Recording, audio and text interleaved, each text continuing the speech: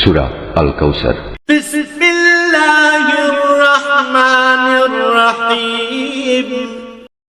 ইন্না আ'তাইনাকাল কাউসার।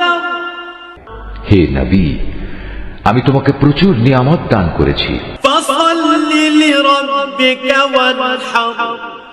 অতএব আমার স্মরণের জন্য তুমি নামাজ কায়েম করো এবং আমারই উদ্দেশ্যে তুমি কোরবানি করো। ইন্না শানিআকা হুয়াল আবতার। নিশ্চয়ই পরিশেষে তোমার নিন্দুকরাই হবে শেকড় কাটা, অসহায়।